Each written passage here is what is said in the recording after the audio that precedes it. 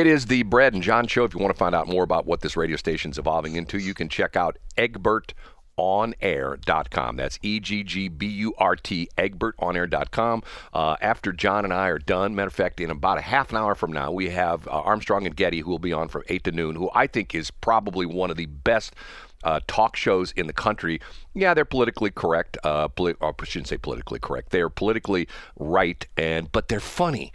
And they talk a lot about politics, but it's not boring junk. Now, then we've got at noon, we've got Eric Erickson. And quite honestly, he can tend to be a little bit boring at times, but that's a whole nother story.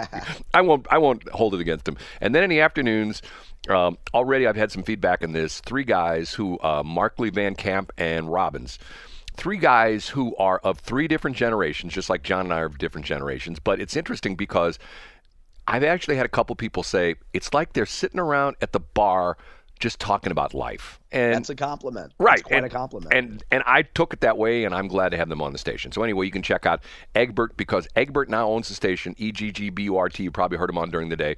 He's not on here yet because he doesn't get up that early, so we're going to do some things. Okay, follow up on what you were talking about before. The carjacking thing, okay? Yeah. Love unintended consequences.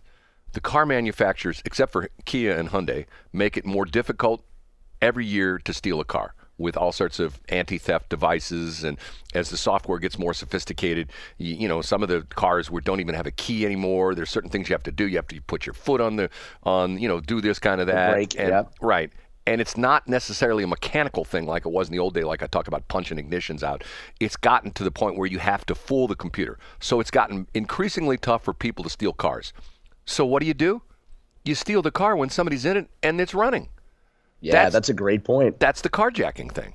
Because the car's running, you don't have to do anything to it. You can jump into it, immediately take off. Now, the downside is, on some of the newer cars, we have the fob, and this has happened especially with women, and to a certain extent with men, but because a lot of women that have the fob keep the fob in their purse. And a lot of times, unfortunately, the purse ends up in the car with the carjacker. But some dudes keep their fob in their. This is on the not on the non-ignition switch ones where you just have the button to push. You keep your fob in your pants pocket, and when you get thrown out of the car, hopefully they don't shoot you. They take off, but then they can't use the car anymore because once they turn it off, they can't turn it back on because the fob doesn't. Yeah. So anyway, that's crazy stuff. Okay, going back to our first break. You're on with Scott Faughn. Explain Scott Faughn to people who don't know who he is. Because what's interesting, even a lot of the political people in the St. Louis area, if you mention that name, I don't think a lot of people know who he is. Yeah, sure. So Scott is from Poplar Bluff. He's from that area. He's from West Butler County in Missouri. And Scott started, probably called the SEMO Times for Southeast Missouri. And, he sold local advertisements. He had a successful print publication down there. And then roughly, I want to say it was 10 or 12 years ago, he started a print publication called the Missouri Times, which was focused on capital news. And to go back a little bit further, his origins in the Missouri political world, he served as an aide to former Speaker of the House or former Republican House leader Mark Richardson, who was from Poplar Bluff, Missouri. He was a state representative. So Scott was a Capitol staffer for a while. And now he runs, so the Missouri Times is its own independent publication. It's best known, so Scott is an unabashed Republican, and it's best known for being a very rare balance to the dominant liberal narrative coming out of Jefferson City. And that dominant liberal would be from who? The newspaper there? Well, the dominant narrative would be coming from a St. Louis Post-Dispatch, a Kansas City Star, your St. Louis Public Radios, your other traditional mainstream publications, which have gone from being to be clear leftward bent. I'm having a little trouble. You're dropping out a little bit there, John. You there still? Yeah, I'm here. Okay. So Scott, does he live in Jefferson City now? Or John? Scott? Yes. Yeah. Scott's in mid-Missouri. So, and if he walks down the street in Jefferson City, do people know him?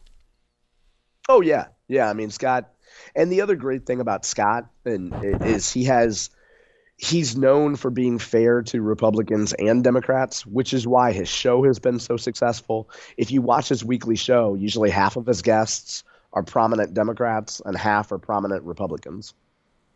Is he the kind of guy that I think probably in the St. Louis area, if people know his name, they probably know it from the Greitens situation, correct? Right. Because he was, I don't know, one of the players. What do you want to call it? He was one of the pieces in that puzzle, right? Yeah, I think so. And the details, I don't know them all off the top of my head. But when the Greitens scandal came about, Scott has been represented at times by a top Democrat lawyer, a guy named Chuck Hatfield, represented him in that case. And there was a situation where Scott was writing a book, or I have details of this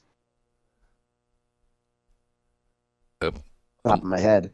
But Scott at one point was involved in the conversation between a woman that Greitens was involved with and her husband, and you might remember these details better than I do. Yeah, it's the crazy thing with Moon, the guy at the point. I don't know if he's there anymore or not, but that's that. And quite honest, I was surprised at, and I don't bid bad things on other people in the radio business, but I was really surprised that he didn't get fired, because the station over there was taking a lot of heat over that, because he was the guy who essentially surreptitiously recorded his ex-wife, who was the woman that Greitens was having the affair with. Wasn't that the situation? Right. That's right. Yep, right. That's right. Because Missouri is what they call one-party consensus. Do you know about this?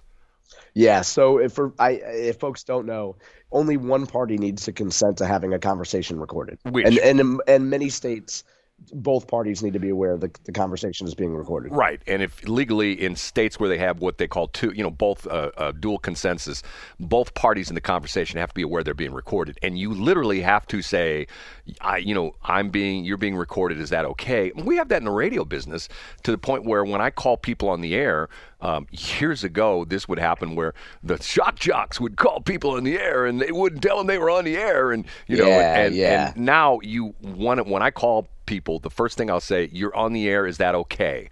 And they will say no, and you say, okay, fine, it's been nice talking to you, or we almost didn't talk. And that's more of a professional thing, right? Well, like you don't want to just blindside somebody. Yeah, but there's a rule against it now too. If you do that to somebody and you do call them on the air and you don't tell them they're on the air, and let's say you would embarrass them somehow, there's legal recourse through the FCC. Yeah, and if they can show that it caused some kind of harm or something. Right.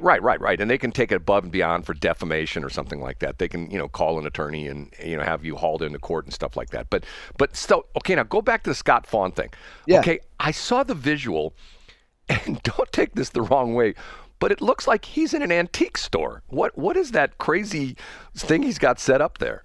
Oh, that's his office in Jeff City. So he has, for folks who haven't seen it, and you can find the link if you go to johncomas.com today, or you can go to YouTube and look up This Week in Missouri Politics. If you click on the tab that says live, or the one that says streams, that's where any live broadcast is archived. But Scott has a really cool office in Jeff City, and it's filled with political memorabilia. So, old buttons from Kit Bond and old signs from Tom Eagleton, and then a number of our current representatives have their signs up too. So it's like, so Brad points out that it might look like an antique store, which is true. It's just filled with political regalia. Scott has been kind enough, from the first day that I wrote my book, Scott has really been an advocate of telling folks about my book, and he has my book on display. So it's just a lot of things that have a little something to do with Missouri politics. Interesting. Okay. Do you have anything? I've got a couple things I want to talk about, which we haven't. And by the way, we're doing this show. This is day 3. This is sort of an experiment.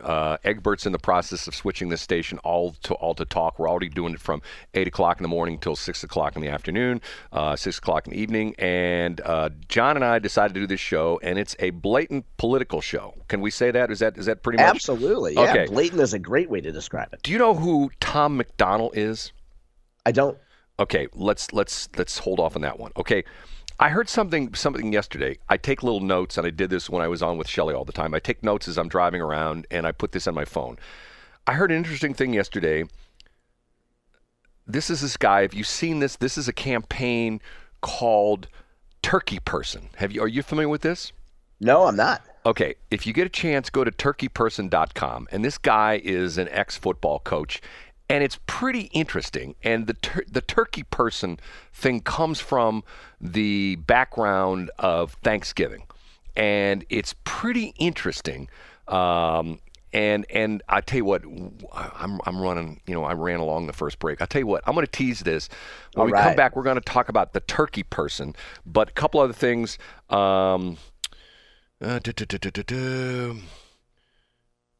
Here's something I wanted to talk about for the past couple of days, and we didn't talk about it.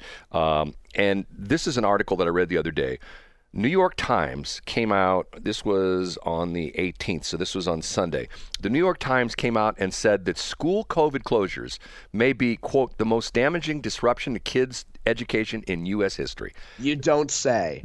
Who called that? Who would have possibly expected that a massive government shutdown of society would have a detrimental effect? Can you believe this is in the New York Times, essentially? Of all people. The publication that said that the Hunter Biden laptop was a Russian disinformation, and then Trump was actually a Russian asset, all these other kind of things.